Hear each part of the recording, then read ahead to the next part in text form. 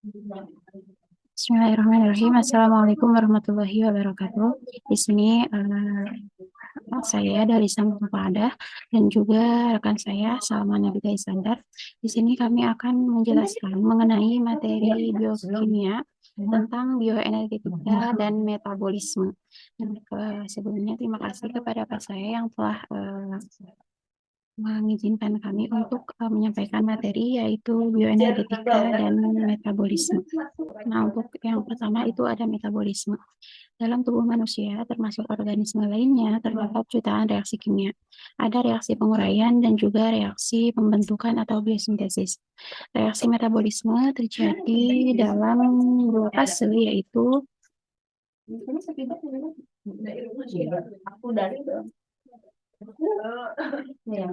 katabolisme dan anabolisme. Katabolisme merupakan reaksi penguraian. Pada fase ini, molekul organik seperti lipid, protein, karbohidrat terurai menjadi produk yang lebih sederhana seperti asam laktat, piruvat, CO2, dan NH3 serta diikuti pelepasan energi bebas. Yang kemudian selanjutnya ada anabolisme, merupakan biosintesa atau reaksi penguraian atau sintesis dari prekursor atau unit pembangun yang lebih kecil menjadi makromolekul seperti protein dan asam nukleat.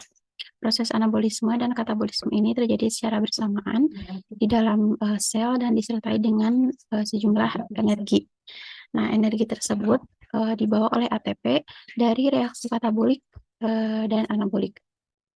Nah, terdapat tiga tahapan dalam lintas anabolik, begitu pula dengan lintas katabolik.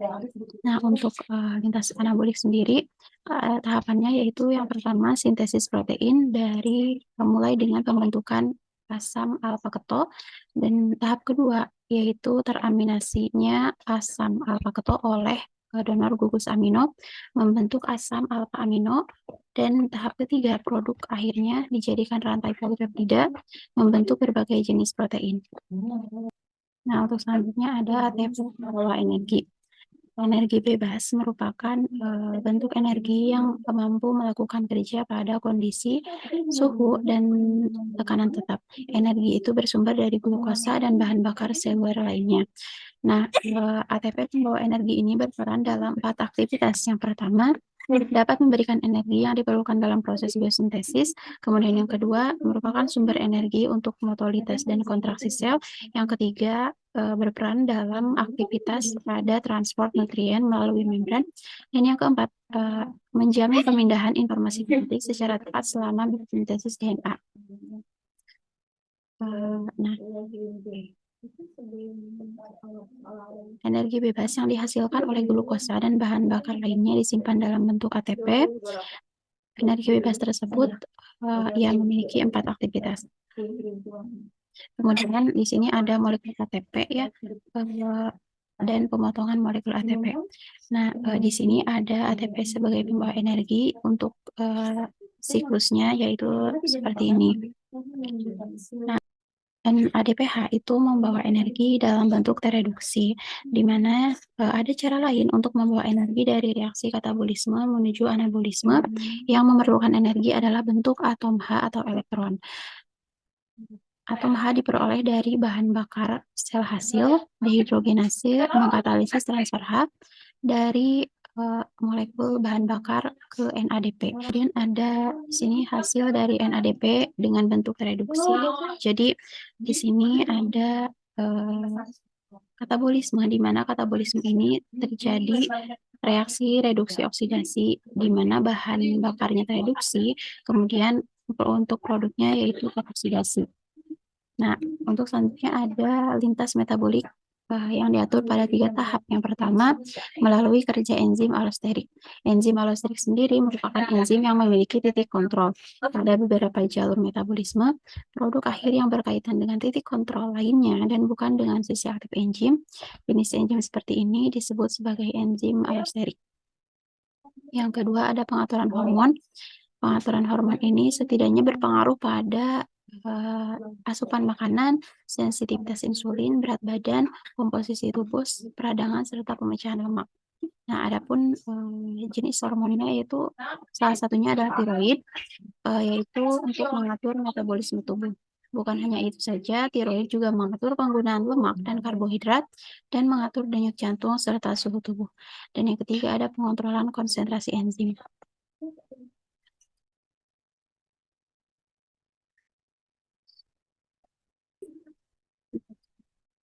Nah, untuk selanjutnya ada siklus ATP dan bioenergetika sel. Nah, bentuk energi berubah menjadi bentuk lain, maka akan terjadi kehilangan.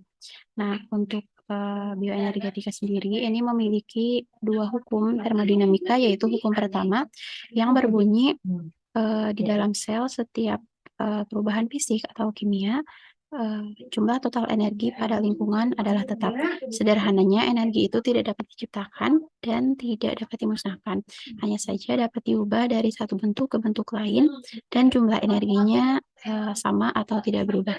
Nah, untuk hukum kedua sendiri berbunyi semua perubahan fisik atau kimia cenderung berjalan menuju arah sedemikian rupa sehingga energi yang bermanfaat terurai secara irreversibel menjadi bentuk acak, tidak teratur yang disebut entropi dan berhenti pada titik kesetimbangannya.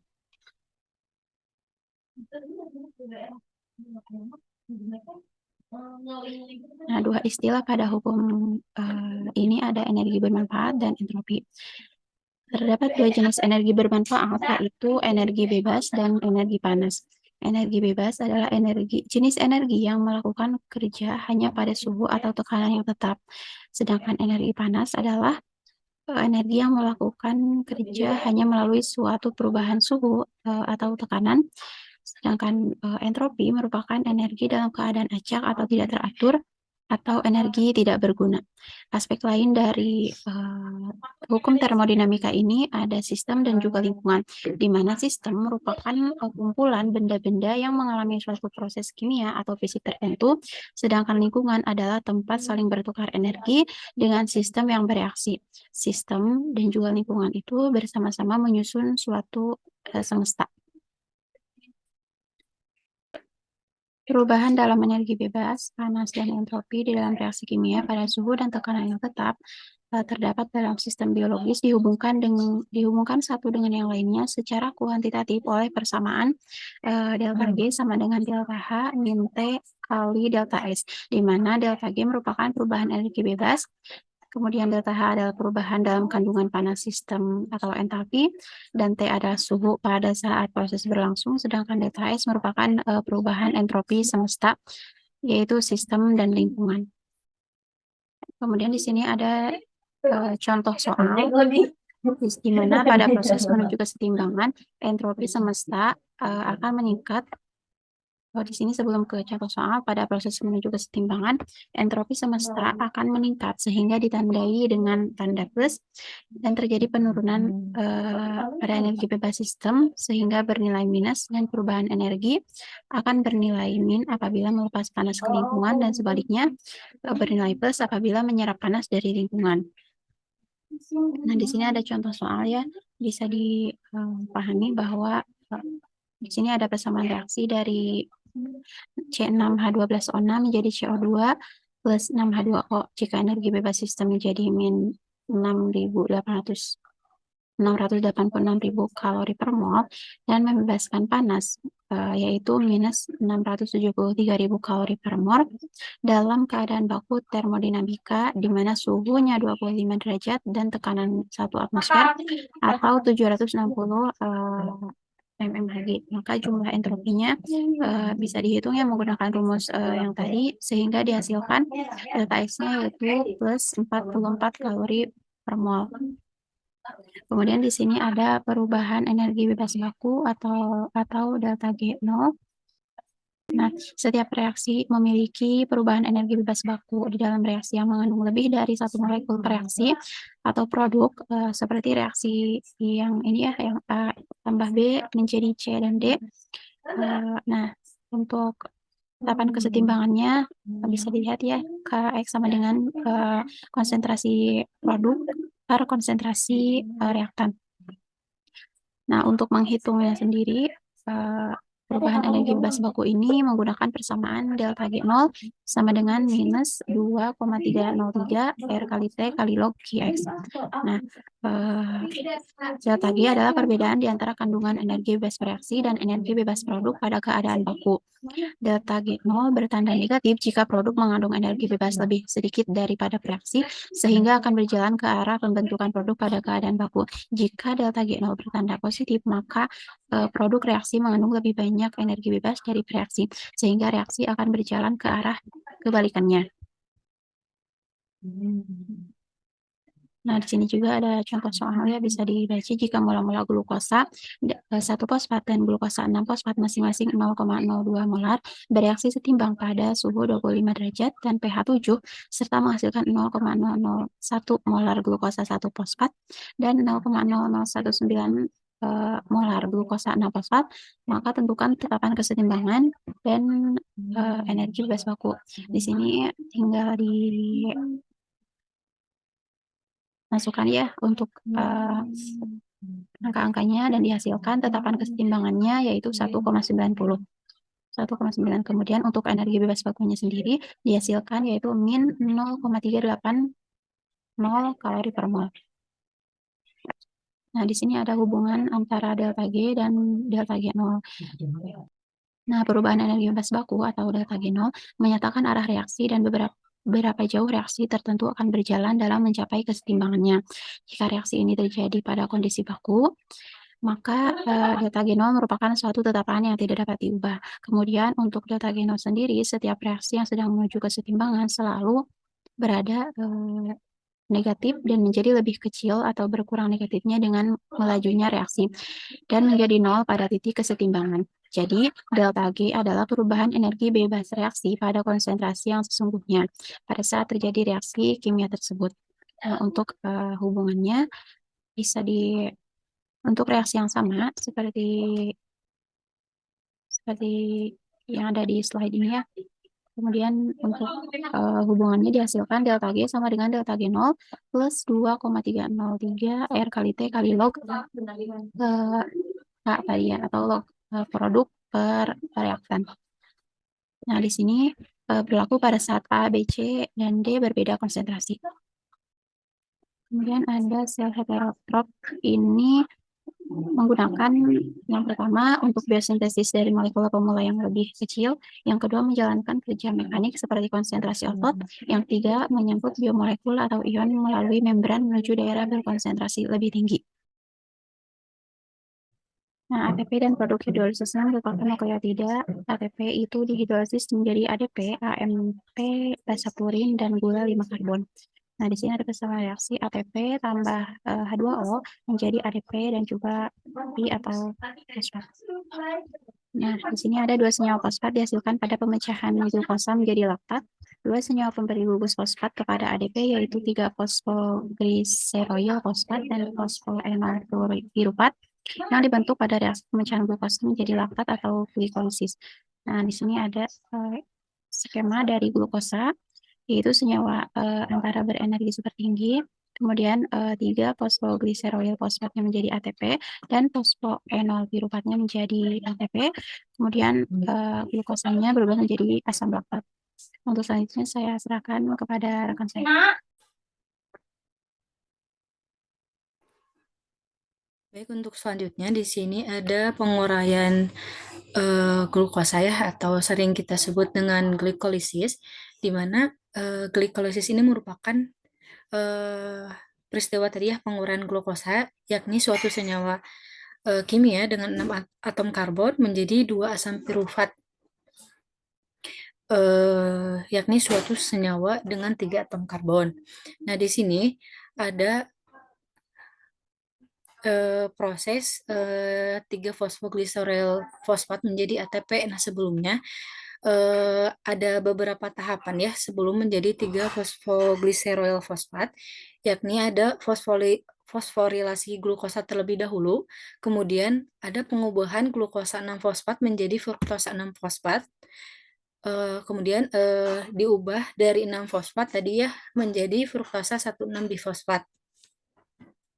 Setelah itu menjadi 2 triosa fosfat lalu menjadi gliseraldehid 3 fosfat. Nah, setelah itu langsung ke pengoksidasi dari gliseraldehid 3 fosfat menjadi 3 fosfogliserol fosfat. Nah, di mana reaksi ini dikatalisis oleh enzim dehidrogenase gliseraldehid fosfat. Nah, reaksi ini bersifat dapat balik atau reversible. Nah, pada reaksi ini, gliseraldehid 3 fosfat mengalami dehidrogenasi menjadi 3 fosfogliseroil fosfat yang merupakan senyawa berenergi sangat tinggi ya. Nah, untuk menuju menjadi fosfoenol pirufat, ada pengubahan dulu dari 3 fosfogliseroil fosfat menjadi 3 fosfogliseraldehid dan ATP. Setelah itu tadi kedua dulu ya menjadi 2 fosfogliserol fosfat. Nah, lalu menjadi fosfoevanol pirufat. Nah, di mana reaksi ini terjadi dehidrasi atau penghilangan molekul air dari molekul 2 fosfogliseraldehid untuk menghasilkan fosfoenol pirufat dengan bantuan enzim enolase. Nah, setelah itu terakhir ada tahap menjadi laktat.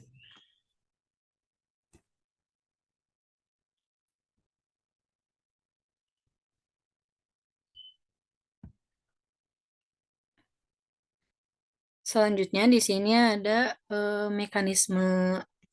mekanismenya ya. Di sini ada ADP menjadi ATP.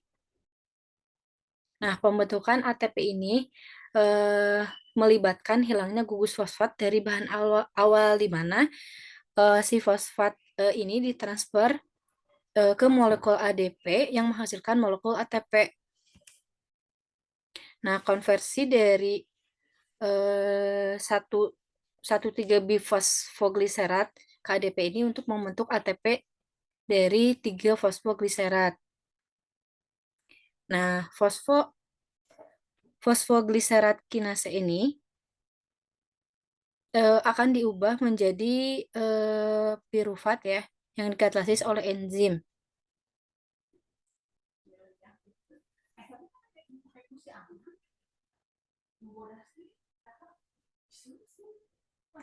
Nah, kemudian ada pemindahan gugus fosfat dari ATP ke suatu molekul. Nah, fosfoenol pirufat ini akan diubah menjadi pirufat yang dikatalisis oleh enzim pirufat kinase, di mana dalam tahap ini dihasilkan energi dalam bentuk ATP asam pirufat yang akan masuk tahap dekarboksilasi oksidatif dan siklus Krebs untuk membentuk energi lebih lanjut dalam keadaan terdapat oksigen.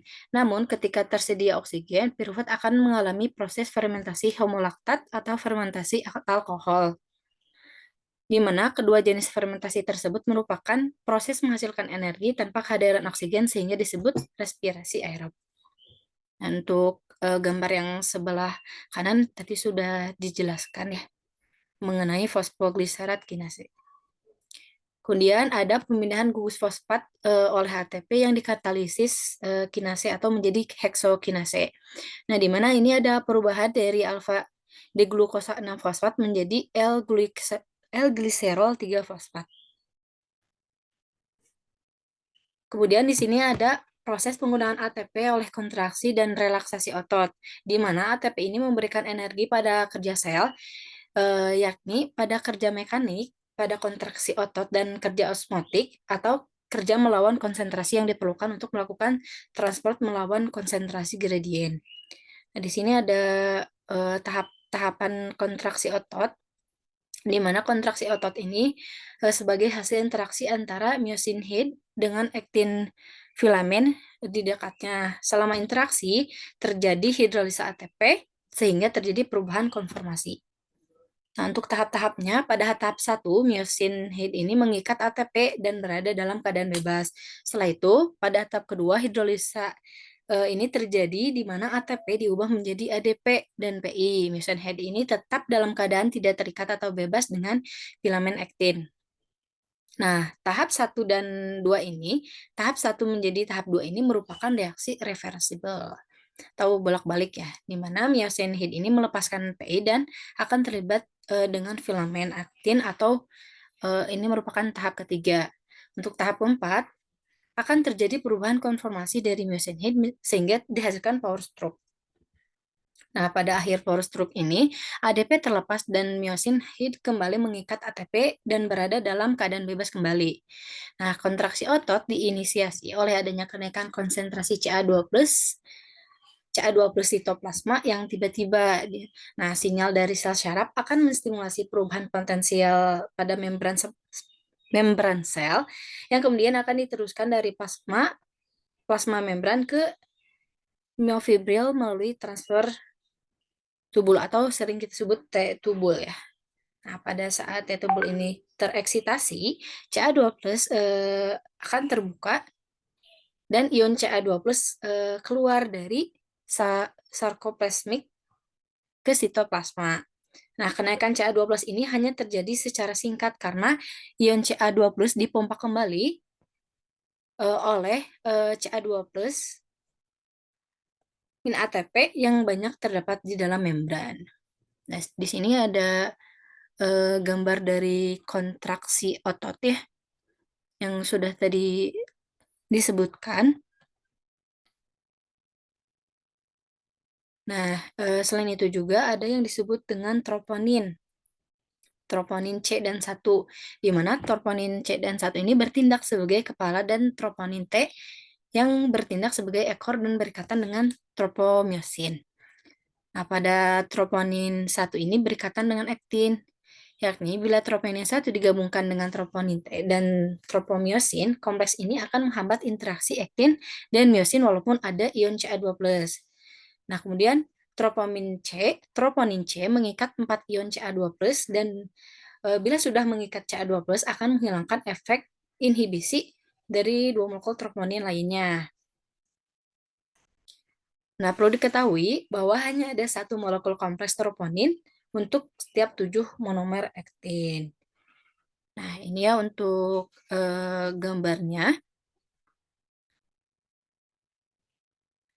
Selain itu, ada yang disebut dengan fosfokreatin, di mana fosfokreatin ini merupakan senyawa fosfat yang berperan dalam kerja otot jaringan yang mudah terangsang, yakni otot dan syaraf, di mana ini berfungsi mempertahankan konsentrasi ATP di dalam sel otot.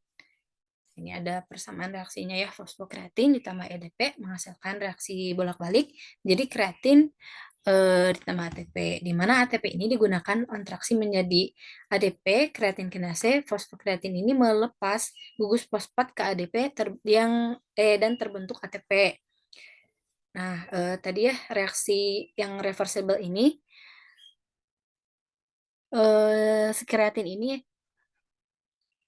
si kreatin yang terakumulasi di fosforilasi ini kembali menjadi fosfokreatin oleh ATP. Pada invertebrata ini tidak terdapat fosfokreatin tetapi mempunyai fosfoargenin. Nah, jadi kesimpulannya untuk fosfokreatin dan fosfoargenin ini disebut dengan fosfoagen. Nah, ini ada persamaan reaksinya ya. Yakni fosfokreatin ditambah ADP menjadi reaksi reversibel kreatin dan ATP. Nah, ada dua cara untuk mempertahankan tingkat ATP pada otot kerangka yang berkontraksi secara cepat dalam keadaan anaerobik. Nah, yang pertama itu boleh kita lihat ya, ini di sini ada penguraian ATP. Penguraian ATP menjadi ADP ya, yakni otot dalam keadaan rileks akan berkontraksi menjadi PI. Kemudian ada penguraian ADP menjadi AMP ya, di mana ada fosfokreatin, kreatin kinase menjadi kreatin, di mana tadi ya untuk proses penguraian ADP menjadi AMP ini tadi sudah disebutkan ya bahwa ADP ini adalah proses dari fosfokreatin menjadi kreatin kinase lalu menjadi kreatin.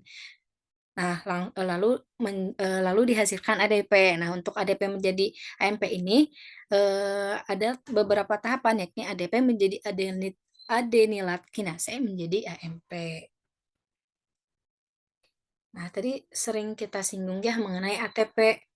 Nah, ATP ini mengaktifkan transport aktif via membran, di mana digunakan untuk kerja konsentrasi, yaitu kerja untuk mengangkut ion atau molekul melalui membran ke dalam cairan lain dengan konsentrasi tepat.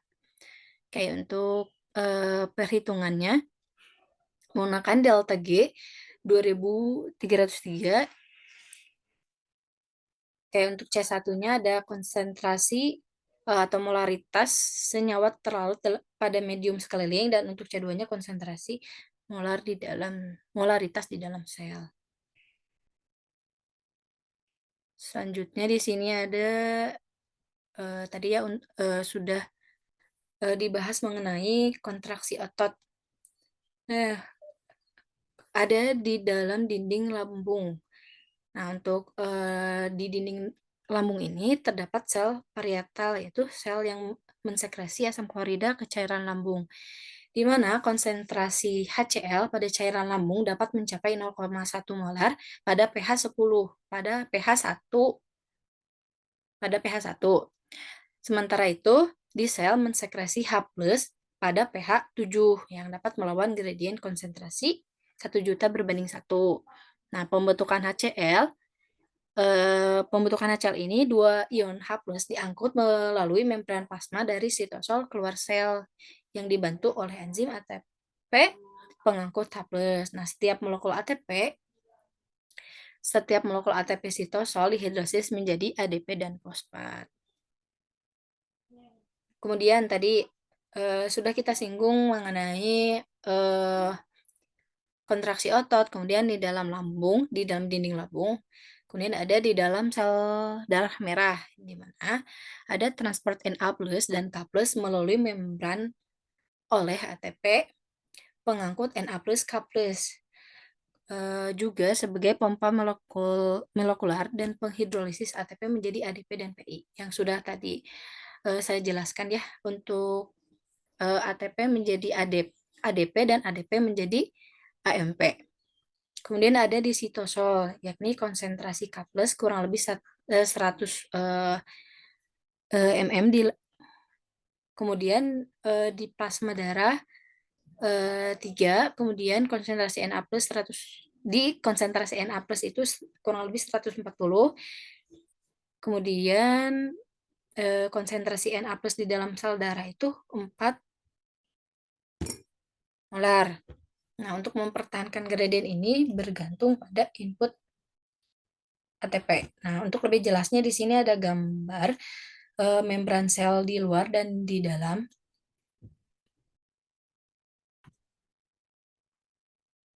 Nah, tadi sudah kita sebutnya mengenai ATP.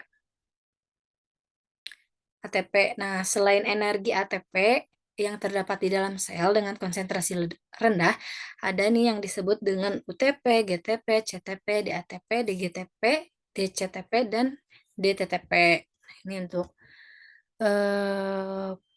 mekanisme reaksinya. Nah, tadi sudah disinggung ya, tahapan-tahapan atau apa sih, jenis selain ATP. Nah, di mana ada produk biosintesisnya, di mana UTP ini menjadi polisakarida, CTP ini lipid, GTP ini protein.